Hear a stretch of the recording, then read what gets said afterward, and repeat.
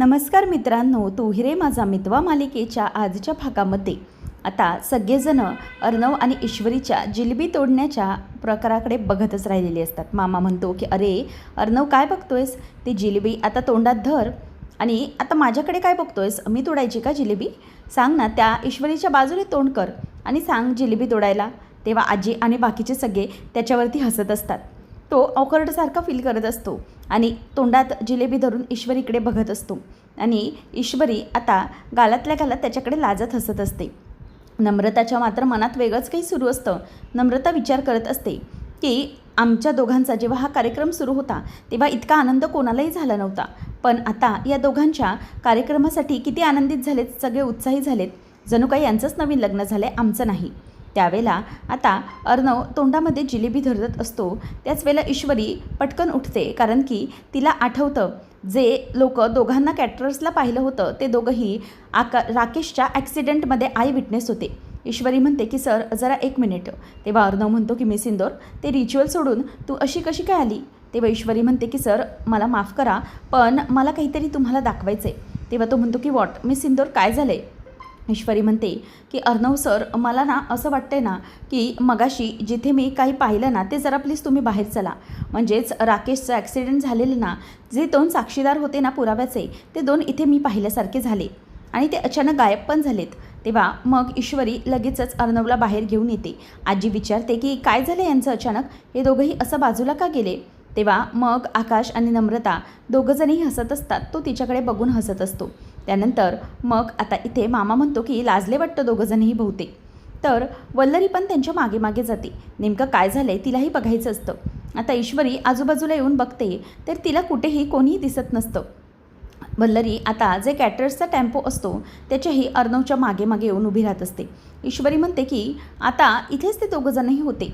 मग ती एका गाडीवाल्याला विचारते की दादा, मला सांगा की इथे 2 तुमचे कॅटरर्सवाले होते का? ते सगळे नेमके कुठे गेलेत? तेव्हा मग तो माणूस म्हणतो की मॅडम, हे सगळे इथेच आजूबाजूला आहेत.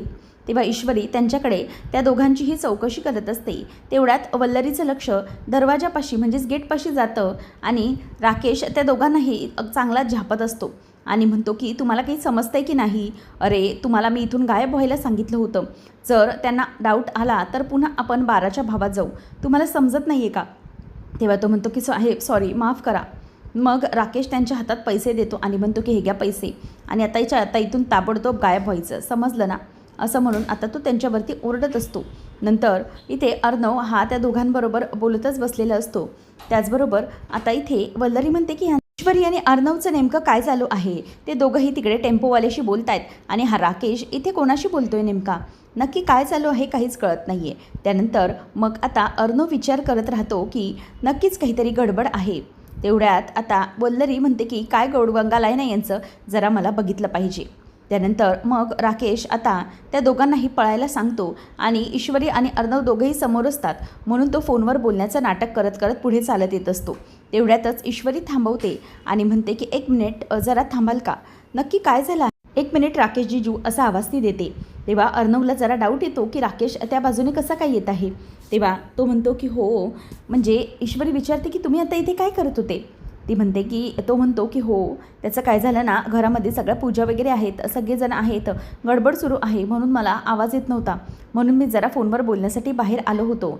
दॅट्स इट, जरा महत्त्वाचा कॉल होता म्हणून. असं म्हणून आता राकेश तो कॉल घेतो आणि बाजूला मी त्या फाईल्सबद्दलच बोलत होतो असं बोलत बोलत निघून जातो. तेव्हा मग अर्णव तिला म्हणतो की मिस इंदोर, उगीचच तू नको तो डाऊट घेते, चल उगीचच तुझ्या डोक्यात काहीतरी दुसरं सुरू आहे.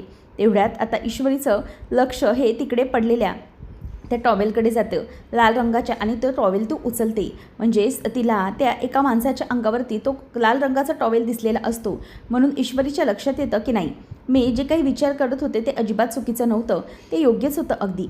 नंतर ईश्वरी रूममध्ये असताना विचार करते की नेमकं काय होतं हे सगळं. म्हणजे जे ॲक्सिडेंटचे विटनेस होते ते दोघंही आमच्या इथे काय करत होते आणि त्याचबरोबर नेमका तो राकेशही तिथेच होता. मला असं जरा डाऊट वाटतोय की राकेशला बोर्ड ऑफ डिरेक्टर्समध्ये घेऊन अर्णव सरांनी खूप घाई नाही ना केली आहे. तेवढ्यातच तिथे आकाश येतो आणि म्हणतो की 1 मिनिट ईश्वरी, मला जरा बोलायचं होतं, आहे ना वेळ तुझ्याकडे?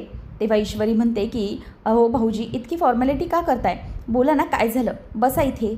तेव्हा मग तो म्हणतो की ईश्वरी, आय नो, म्हणजे मी आणि नम्रता जे काही वागलो आहे त्यामुळे तुला आणि दादाला एक वेगळ्याच लेवलचं टेन्शन आलं आहे. मी समजू शकतो. आम्ही जेव्हापासून लग्न करून आलो आहे तेव्हापासून तू अपसेट आहे, थोडंफार दिसतं मला. म्हणजे जे काही घडलं आहे ना त्या सगळ्या गोष्टींमुळे तुम्हा दोघांनाही या घरात खूप त्रास झाला आहे हे मला माहिती आहे. तेव्हा ईश्वरी त्याच्याकडे बघत राहते. नंतर तो म्हणतो की ॲक्च्युली मला आणि नम्रताला काय करायचं ते सुचत नव्हतं, म्हणूनच आम्ही लग्न केलं. पण त्यासाठी मी तुझी अगदी मनापासून माफी मागतो. आय एम व्हेरी सॉरी, माझ्यामुळे जे काही सहन करावं लागलं त्यासाठी. तेव्हा मग लगेचच ती म्हणते की अहो भाऊजी, तुम्ही सॉरी का म्हणताय आणि पर्क करताय का तुम्ही सॉरी बोलून? तेव्हा आकाश म्हणतो की तसं नाही, नम्रताला या घरात खरंच खूप विचित्र वागणूक मिळते. स्पेशली मॉमला आम्ही लग्न केलेलं अजिबात आवडलं नाही आहे, त्यामुळे मॉमही तिचा स्वीकार करत नाही आहे, त्यामुळे तिला खूप वाईट वाटतं आहे. पण एक गोष्ट नक्की की तिला या घरच्यांमध्ये आता मिक्स व्हायला पाहिजे आणि त्यासाठी तिला तुझी गरज लागणार आहे. त्यामुळे प्लीज तू प्रत्येक वेळेला तिच्या सपोर्टला असशील ना? तेव्हा ती म्हणते की भाऊजी, अहो हे काय बोलताय तुम्ही? तुम्ही नसतं सांगितलं ना तरी मी तेच केलं असतं. आणि तुम्ही विसरताय का की नमूताई ही माझी मोठी बहीण आहे आणि मी तिच्यासाठी कायमही कुठल्याही परिस्थितीत उभी राहणार आहे. म्हणूनच तुम्ही आता काळजी करू नका, मी आहे नमूताईसोबत कायम आहे. आणि तिलाही मी सांगेन की घरच्यांची कसं सिच्युएशन हँडल करायची आणि थोडा वेळ का होईना सगळेजणं तिला करतील एक्सेप्ट. तेव्हा मग हे ऐकल्यानंतर आकाश खूप खुश होतो आणि म्हणतो की थँक्यू. तेव्हा ती म्हणते की मी कायम तुमच्या सपोर्टला असेन. तेव्हा तो खूप खुश होतो आणि म्हणतो की थँक्यू सो मच, तुझ्याकडून मला हे एक्सपेक्ट होतं. आणि तो तिला मिठी मारतो अगदी आनंदाने बहिणी म्हणून. तेवढ्यातच तिथे अर्णव येतो आणि म्हणतो की ओ सॉरी, मी चुकीच्या वेळी आलो का, कंटिन्यू. तेव्हा आकाश म्हणतो की अरे काय झालं काय तुझं, थांब इथे. तेव्हा मग तो म्हणतो की काय म्हणजे तुमच्या दोघांचं काय चाललं आहे? मला तरी वाटतं आहे की तुमच्या दोघांमध्ये ना काहीतरी एकदम ग्रेट डील झाल्यासारखी वाटते. तेव्हा आकाश म्हणतो की येस, यू आर राईट, डीलच झालं आहे आमच्यामध्ये. तेव्हा मग ईश्वरी पण म्हणते की हो, आमच्यामध्ये एक वेगळंच डीलच झालेलं आहे. त्यानंतर मग आता आकाश त्याला म्हणतो की ओके, तर नम्रता तुझी वाट बघत असेल, जा तुझ्या रूममध्ये, असं आकाशला तो बोलतो. नंतर जाता जाता त्याला आकाश बोलतो की bro, don't be jealous, okay, असं म्हणून तो निघून जातो आणि ईश्वरी गालातल्या गालात हसत असते. तेव्हा अर्णव म्हणतो की वॉट, काय काय झालं हसायला, माझ्याकडे बघून हसतेस का? ईश्वरी म्हणते की नाही. तेव्हा मनातल्या मनातच ती पुटपुटते की नम्रता ताई किती लकी आहे ना. तेव्हा अर्णव म्हणतो की वॉट, तू आता काहीतरी बोललीस. ती म्हणते की नाही, कुठे काय बोलली मी, तुम्हाला काही ऐकू आलं का? तेव्हा तो म्हणतो की हो, ऐकू तर आलं ना, म्हणूनच जर मला ऐकवायचं असेल ना तर मग जरा लाऊडर बोलायचं ना. तुझ्या आवाजाची डेसिबल लेवल तर जास्त आहे, मग आता का हळूहळू बोललीस? मला जर ऐकवायचं असतं जरा लाऊडर ऐकावायचं होतं. तेव्हा ईश्वरी म्हणते की काय बोलणार मी आता तुम्हाला, जाऊ दे. म्हणजे ना मला हेच बोलायचं होतं की काही काही लोक ना प्रेमाच्या बाबतीत ना खूप नशीबवान असतात ना. तेव्हा अर्णव म्हणतो की म्हणजे तुला नक्की बोलायचं काय आहे? तेव्हा ईश्वरी म्हणते की नाही, काही नाही, राहू दे. तेव्हा अर्णव म्हणतो की मी सिंदूर, हेच असतं तुझं. जर तुला मला बोलून दाखवायचंच असतं ना तर मग तू उगीचच कशाला मनातल्या मनात बडबडत असते.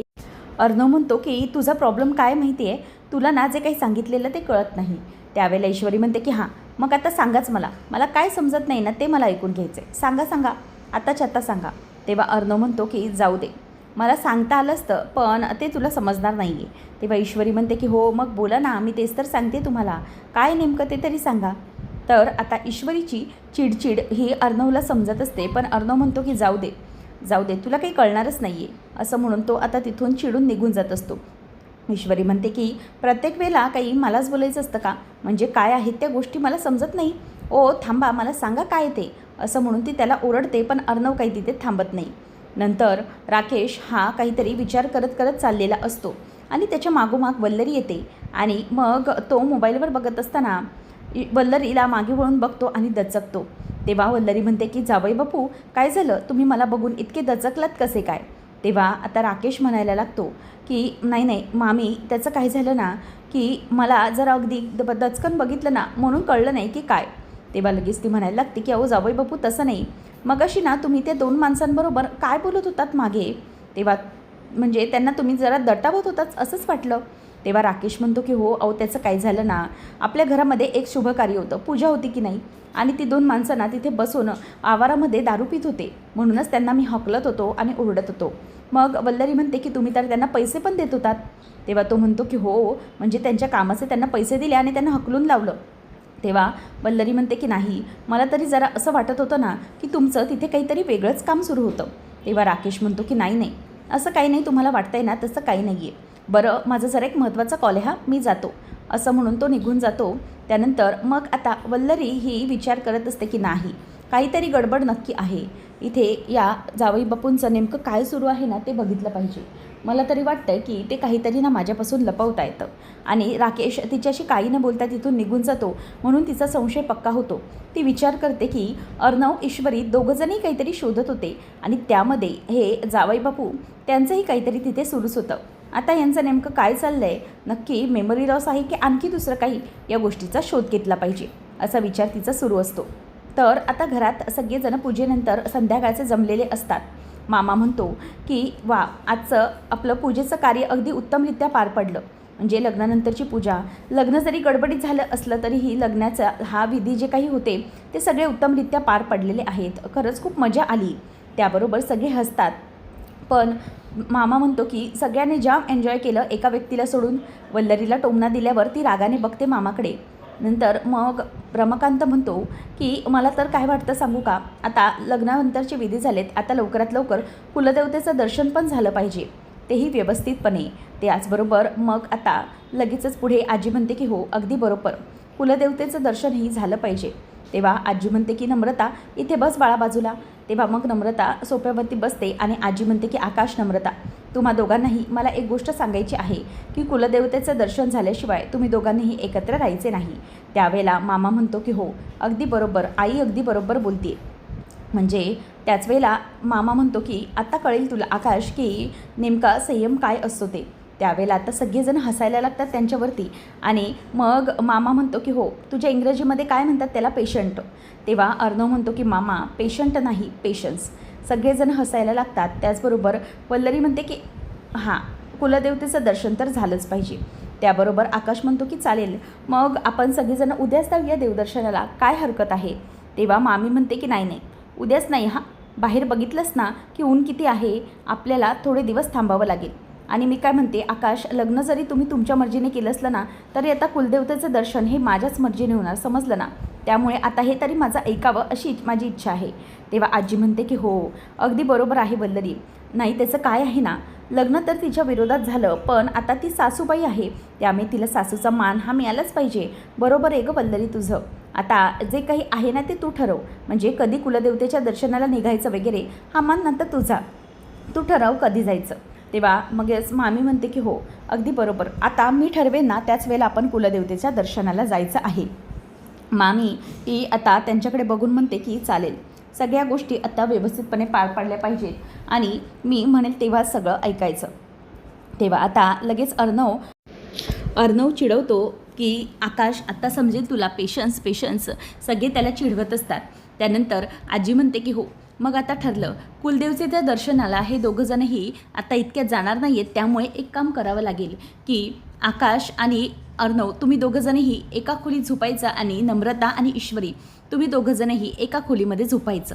मग असं म्हटल्यानंतर आता अर्णवचा चेहरा पडतो, तो म्हणायला लागतो की बापरे, म्हणजे आता लग्न तर यांचं झालं आहे ना, मग मला कशाला उगी शिक्षा. आणि मनातल्या मनात तो आता कुजबुजत असतो. सगळेजण आता हसायला लागतात. ईश्वरी ही तिच्या रूममध्ये जाते आणि तिच्या काही काही वस्तू घेऊन चाललेली असते. तेवढ्यातच आता अर्णव तिला म्हणतो की वॉट, मी काय म्हणतो की तुला त्या रूममध्ये जाण्याची काय गरज आहे, म्हणजे आपलं तर कधीच लग्न झालं आहे, मग तू कशाला उगाच तिथे जातेस, थांब ना इथे. ईश्वरी म्हणते की तुम्हाला माहिती आहे ना मामी काय म्हणाले मगाशी, चला मला माझ्या वस्तू घेऊ द्या लवकर, आणि माझा चार्जर कुठे ठेवला आहे. ईश्वरी सगळीकडे चार्जर शोधत असते. त्यावेळेला मग अर्णव हातात धरून बसलेला असतो. ईश्वरी म्हणते की हे काय तुमचं चाललं आहे, चार्जर माझा हातात धरून बसला आहे, द्या इकडे लवकर. मग तिथे नमुताई माझी वाट बघत असेल असं म्हणून ती तो घेऊन चाललेली असते. त्याच वेळेला आता अर्णव म्हणतो की मी काय म्हणतो मी सिंदूर, आता पाण्याचा जार तू का घेऊन चालली आहेस. ईश्वरी म्हणते की हो तिथे पाणी असेल नसेल म्हणून मी आता घेऊन जाते, पण तुमचं काय चाललं आहे उगीचंच. तेव्हा मग अर्णव तिला काही करून थांबवण्याचा प्रयत्न करत असतो. ईश्वरी म्हणते की मला लागतात माझ्या काही गोष्टी. अर्णव म्हणतो की हो मग माझंही तसंच आहे, त्यामुळे तू थांब इथेच. अर्णव तिला थांबवण्याचा प्रयत्न करतो, परंतु आकाश आता पाय टाकत आतमध्ये येतो रागाने आणि म्हणतो की काय चाललं आहे तुमचं हे सगळं, आणि दादा तुलाही काही कळतं आहे का. तेव्हा तो म्हणतो की का रे बाबा काय झालं काय. तेव्हा ईश्वरीला तो म्हणतो की हा पाण्याचा जार, तू हा का पाण्याचा जार घेऊन चाललीस तिकडे? माझ्या रूममध्ये काही पाणी नाही आहे का? जा ना, अशीच जा, हा जार वगैरे कशाला हवाय तुला? तेव्हा ती म्हणते की अहो आकाश भाऊजी थांबा. तेव्हा अर्णव म्हणतो की अरे तुला समजत नाही आहे, आता या दोघीजणी बहिणी भेटल्या ना की मग काय, दोघीजणी गप्पा मारणार, मग त्यांचं बोलून बोलून घसा सुकला की मग पाणी जास्त लागणार ना, म्हणून कदाचित ती घेऊन चालली असेल. तेव्हा मग तो म्हणतो की वॉट नॉनसेन्स, मला तर नाही सगळ्याचा खूप राग येतोय. अर्णव म्हणतो की हो पण तू इतका चिडतोयस कशाला? तेव्हा आकाश म्हणतो की हो तेच तर आहे ना, माझी चिडचिड हीच आहे की हे सगळं करण्याची काय गरज होती? मला माहिती आहे हे मॉम आणि आजी किती टॉक्सिक आहेत. आमचं लग्न झालं आहे आणि आता आम्हाला सांगितलं आहे की वेगळं वेगळं झोपा म्हणून, काय गरज आहे या लोकांना हे सगळं करण्याची? तेव्हा मग लगेचच ईश्वरी त्याच्याकडे हसत बघत असते आणि मग तो खूप चिडलेला असतो. तेवढ्यात ती म्हणते की तुम्ही दोघंजणी जरा गप्प बसता का, मला फोन येतोय. तेव्हा मग ती फोन उचलते आणि म्हणते की हो नमुताई मी येते, थांब जरा. त्यावेळेला आता ईश्वरी तिच्या वस्तू घेते आणि निघून चाललेली असते. अर्णव आता त्याच्या बेडरूमच्या दरवाजापाशी येतो आणि म्हणतो की मिस इंदोर नीट जा, खाली पडशील, नीट जा, असं म्हणून तो तिला आता दरवाजाकडनं बाय करत असतो. तेव्हा मग तिथून अर्णव बाय करत असताना आकाश म्हणतो की झालं, गेली ती का जातोय तिला माझ्या रूमपर्यंत सोडायला, असं म्हणून आता अर्णवला बघून तो हसत हसतच मागे फिरतो. आणि त्याच वेळेला आता नमूकडे ईश्वरी येते आणि नमू म्हणते की ताई हे काय सगळं सामान आणलंयस तू? तेव्हा त्या दोघीही सामान ठेवतात आणि नंतर मग नमूला ती विचारते की बरं आता ते सगळं जाऊ दे, मला माहिती आहे आता लग्न झालं आहे तुझं आणि कसं वाटतंय तुला? मिसेस आकाश पाटील असं म्हटल्यावर आता ती हसत बघत असते आणि त्यानंतर ती विचारते की आकाश झोपले काय गं? तेव्हा ईश्वरी म्हणते की हो हो झोपले, हां झोपले, असं म्हणून ती तिच्याकडे हसत बघत असते आणि दोघीजणीही गप्पा मारायला बसलेले असतात. ईश्वरीला ती म्हणते की ताई म्हणजे ईश्वरी हे सगळं जे काही झालं आहे ना त्यामुळे मला माहिती आहे की सगळेजण खूप नाराज आहेत. त्या दोघींच्याही आता गप्पा सुरू झालेल्या असतात आणि नंतर ईश्वरी म्हणते की तू काळजी करू नकोस, हां सगळं काही व्यवस्थित होईल आणि सगळ्या गोष्टी अगदी मनापासून होतील माहिती आहे मला. नमू म्हणते की मला आनंद तर होतोय, माझ्या मनाप्रमाणे लग्न तर झालं, पण ना घरातल्या कोणालाही म्हणजे आम्ही पसंत नाही असं वाटतंय मला, म्हणजे स्पेशली आकाश सरांची आई, त्यांना तर मी आवडत नाही आहे असंच वाटतंय मला. तेव्हा ती म्हणते की नाही नाही असं काही नाही आहे, म्हणजे जेव्हा मी घरात आले होते ना तेव्हा मलाही असंच वाटलं होतं, पण तू नको काळजी करूस, होईल सगळं अगदी व्यवस्थितपणे. कारण की कसं आहे ना, एक गोष्ट नक्की तुला समजावी लागेल, ते म्हणजे की या घरामध्ये तुला सगळ्या गोष्टी म्हणजे सगळ्यांना त्यांचं मन अगदी जपावं लागेल, सगळ्यांच्या मनामध्ये तुझी एक वेगळी जागा निर्माण करावी लागेल. कारण की प्रत्येक वेळेला त्याच गोष्टी तू घडतायत तशा समजू नकोस. कारण बाबा जसं म्हणतायत तसं प्रत्येक वेळेला मला लक्षात येतं, आपले बाबा म्हणायचे आपली जी काही चांगली वागणूक असते ना ती आपण तशीच कायम ठेवायची. कारण की एक ना एक दिवस तरी आपल्या चांगुलपणाचा प्रत्येक समोरच्याला येतोच आणि मग आपल्याशी तो वाईट वागणं सोडून देतो ना, तेच असतं. म्हणूनच आपण आपलं चांगलं काम करत राहायचं, कधी ना कधीतरी समोरच्याला कळतंच ते. तेव्हा मग हे ऐकल्यानंतर ती म्हणते की हो अगदी बरोबर बोलतेस तू. आणि नमू तिला विचारते की तू आहेस ना माझ्यासोबत कायम? तेव्हा ईश्वरी म्हणते की हो मी तुझ्या सपोर्टला आहेच, काळजी करू नको, सगळं काही व्यवस्थित होईल, असं ती तिला समजवते आणि ते झोपायला जातात.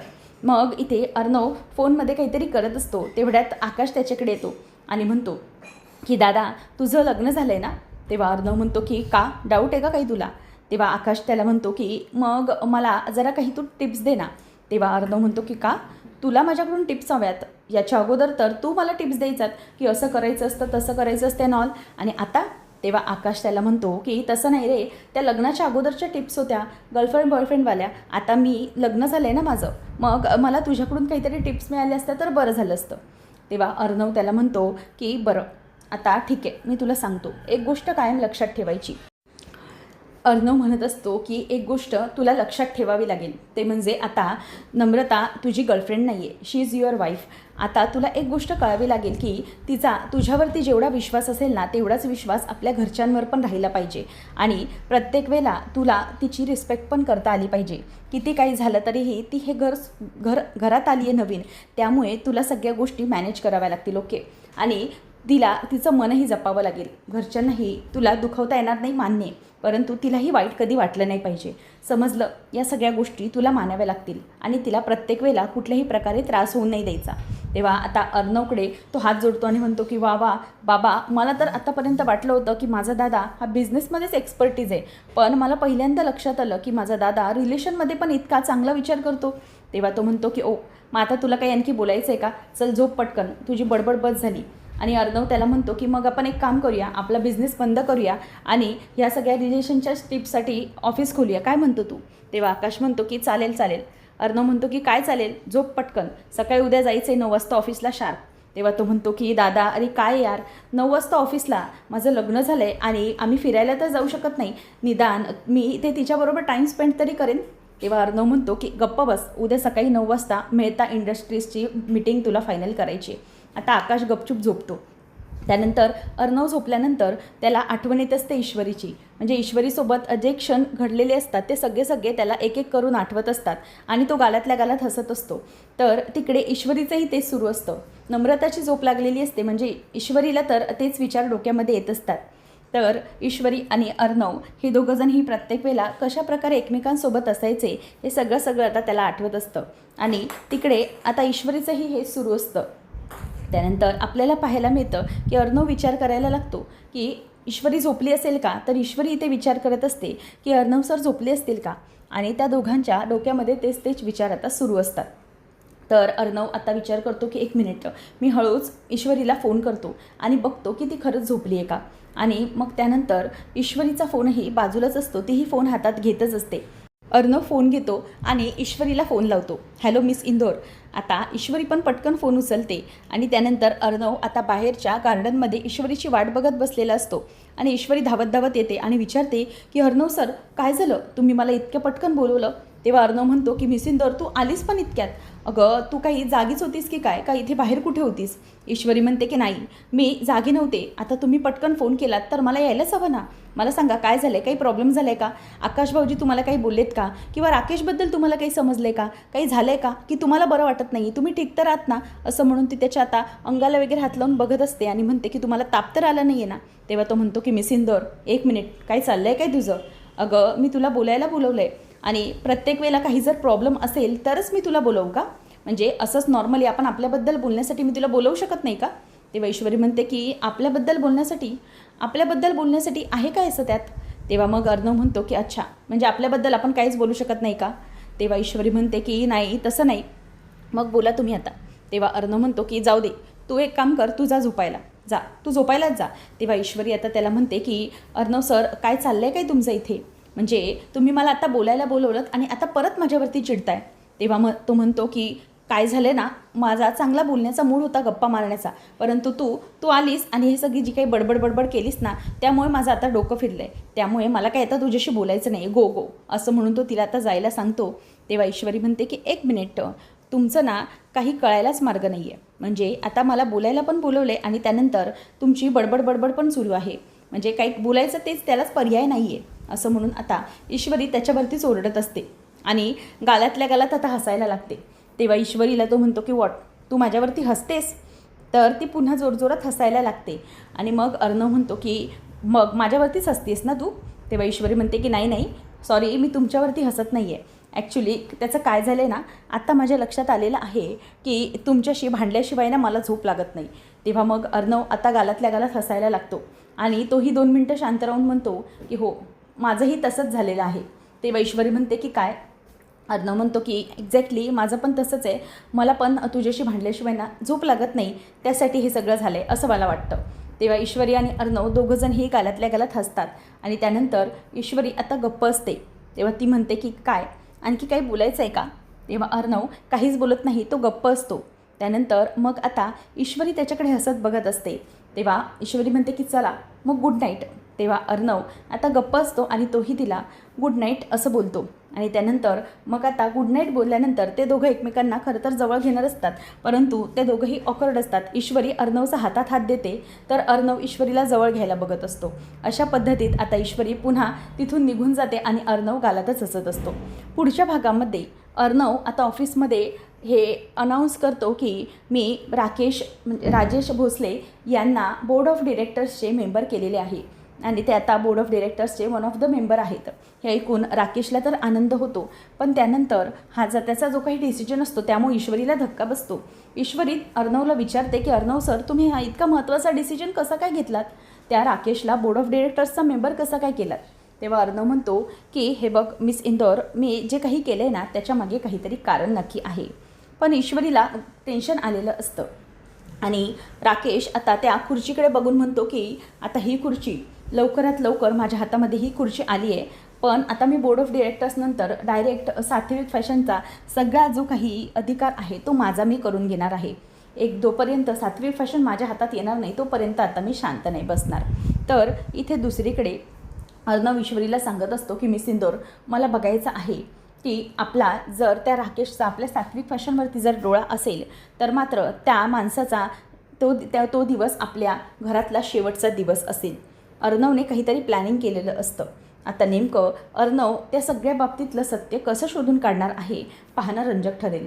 अशाच अपडेटसाठी चॅनलला सबस्क्राईब करा. धन्यवाद.